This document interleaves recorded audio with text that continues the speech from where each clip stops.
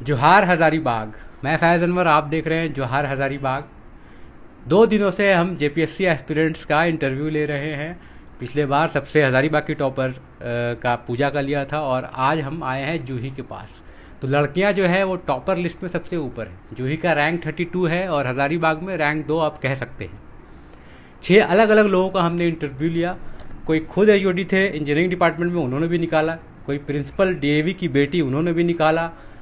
कोई 2 भाई थे जो टेलर की बेटे थे, उन्होंने भी निकाला। मतलब अलग अलग फील्ड से लोगों ने जेपीएससी निकाला है।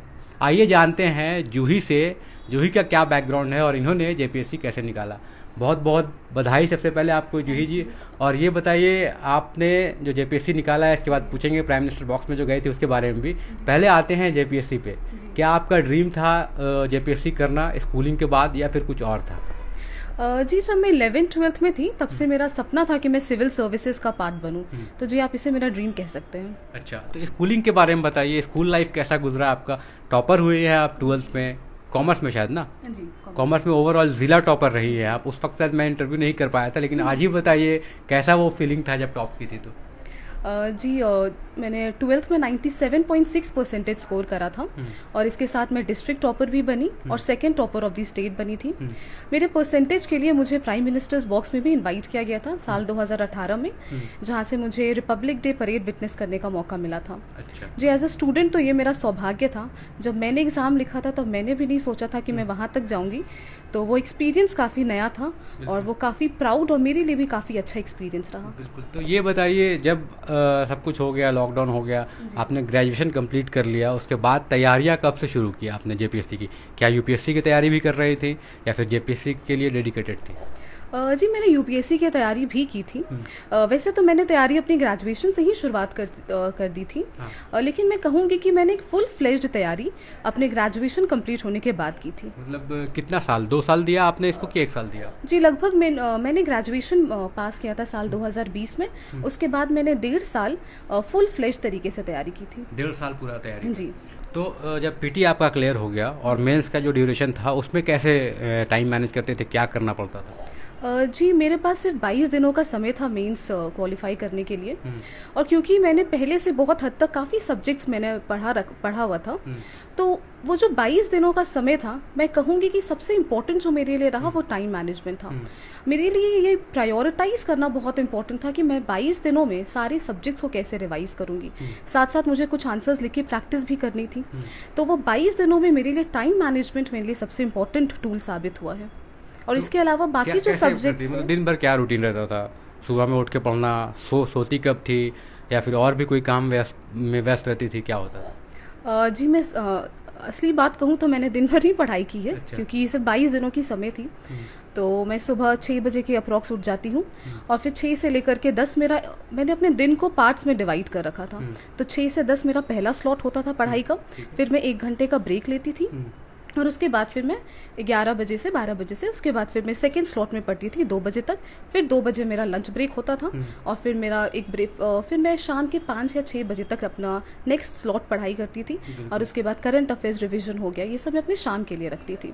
देखिए, पूरा स्लॉट बना हुआ था पढ़ाई के लिए, बाकी काम तो कुछ आए नहीं बीच में। तो बीच में ऐसा कभी हुआ कि डिस्ट्रैक्शंस कुछ हुआ ऐसा बीच में? जी, मैं कहूँगी मेरे लिए मेजर डिस्ट्रैक्शंस, अगर घर पे कोई गेस्ट आ गए तो मेजर डिस्ट्रैक्शंस होते थे।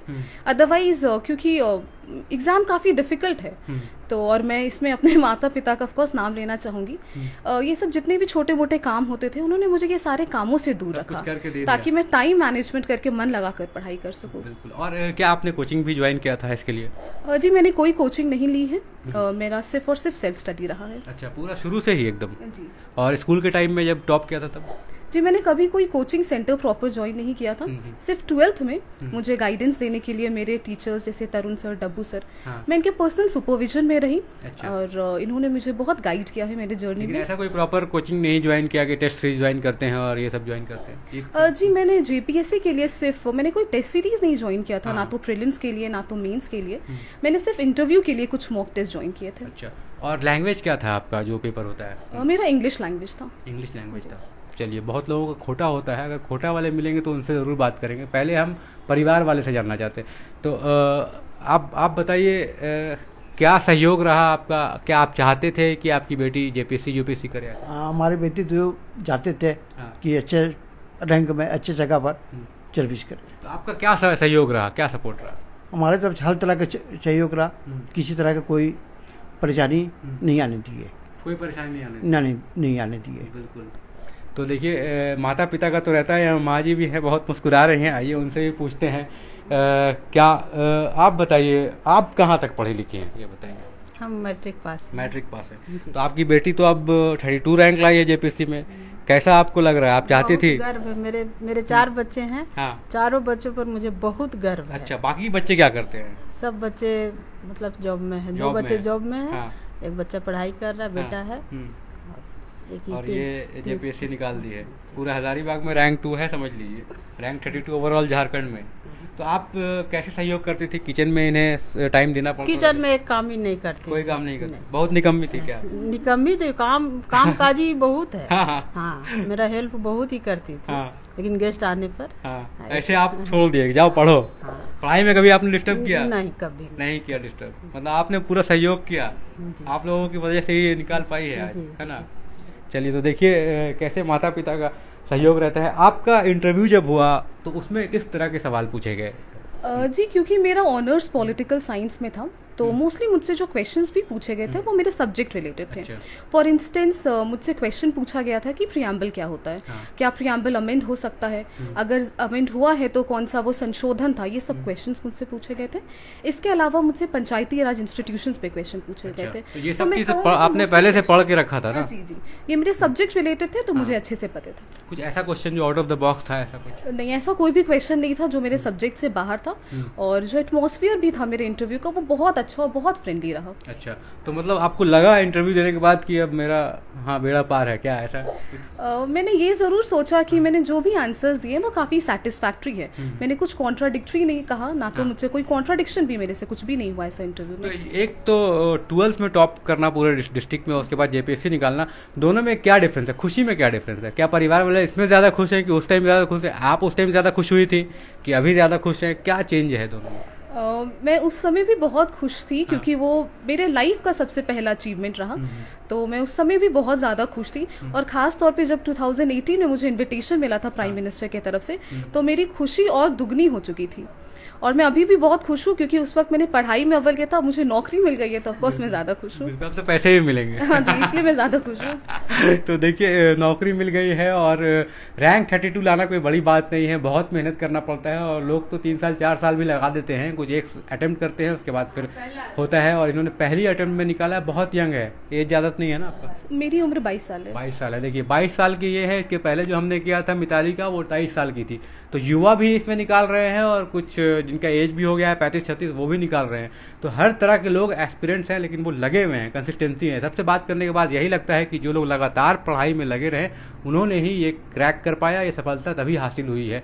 एक चीज़ और, आज का जो युवा है, जो जनरेशन अगर को तैयारी करता है तो किस अप्रोच से पढ़ाई करे? क्योंकि अब तो आपने टॉप भी किया है 12th में, और उसके बाद फिर अभी निकाला भी है जेपीएससी, तो काफ़ी कुछ एक्सपीरियंस हो गया होगा। तो लोग सुनना चाहते होंगे आपको कि कैसे किया आपने, और उन्हें क्या नसीहत देना चाहते हैं जो लोग अब तैयारी करना शुरू करेंगे? जी, मैं सबसे पहला जो टूल बताना चाहूँगी वो होगा पेशेंस, और सेकेंड जो मैं टूल बताना चाहूँगी वो होगा कंसिस्टेंसी। आपको बहुत पेशेंस रख के कंसिस्टेंटली मेहनत करना पड़ेगा। ये जर्नी कुछ 1 या 2 दिनों की है नहीं, इसलिए पेशेंस के साथ साथ कंसिस्टेंसी मैं कहूँगी इस एग्ज़ाम को क्वालिफाई करने का मूल मंत्र होगा। बिल्कुल। अभी स्कूल भी आप गई थी, स्कूल से आपके 5 लोग हैं, उसमें सबसे ज़्यादा रैंक शायद आप ही का है, तो वो उसमें भी आप आगे खड़ी हो रही हैं। आगे जाएंगी जब सेवा में, ये तो पब्लिक सर्विस ही है एक तरह का, तो पहले से क्या दिमाग में था कि ये स्टाइल से काम करेंगे, किस स्टाइल से काम करेंगे, ऐसा कोई दिमाग में था या फिर नहीं? जी, वो तो मैं अभी बता नहीं सकती कि अब, लेकिन मैं इतना ज़रूर जानती हूँ कि जो एथिक्स जो मैंने स्कूल लेवल पे, जो मॉरल वैल्यूज़ मैंने सीखे, मैं कोशिश करूँगी कि मैं हमेशा उन मॉरल वैल्यूज़ पे खड़ी उतरूँ। ठीक है। अपार्ट फ्रॉम स्टडीज़, पढ़ाई के अलावा आपकी क्या हॉबीज़ है जो मतलब आप हमेशा करती आए हैं, या फिर बचपन से करती आए हैं, या फिर अब नई हॉबीज़ पालेंगी?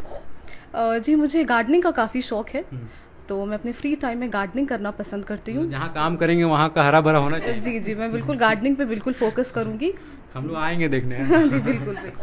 तो देखिए यही थी हज़ारीबाग से जूही, जिन्होंने 32 रैंक लाया है जेपीएससी में। और हज़ारीबाग में आप रैंक 2 कह सकते हैं पूरे डिस्ट्रिक्ट में, क्योंकि 32 रैंक, उसके बाद 6 रैंक वाली पूजा जो है वो हज़ारीबाग में रैंक 2 है, पूरे झारखंड में 32 रैंक, बहुत बड़ी बात है। और बहुत अच्छा से इन्होंने बताया किस तरह से इन्होंने प्राइम मिनिस्टर्स ऑफिस में इन्हें इनवाइट किया गया था, क्योंकि 12th में भी ये टॉपर रहे थे। तो वो फेस तो ये देख चुकी थी पहले ही, टॉपर होने का जो एक होता है, एक फीलिंग जो आती है, वो इनको पहले ही टेस्ट मिल चुका था, और उसको कैरी ऑन करते हुए इन्होंने जेपीएससी में भी वो मुकाम हासिल किया। इसी तरह से कुछ और लोगों से हम लोग बात करेंगे, और जेपीएससी में कैसे क्रैक लोगों ने किया है उनकी कहानी जानेंगे। अलग अलग लाइफ स्टाइल सबकी होती है, सबको जानने की कोशिश करेंगे। हज़ारीबाग से बहुत लोगों ने निकाला है, हमने 7 लोगों से अभी तक बात कर ली है। बहुत बहुत धन्यवाद। मैं फैज़ अनवर, जोहार हज़ारीबाग। Thank you.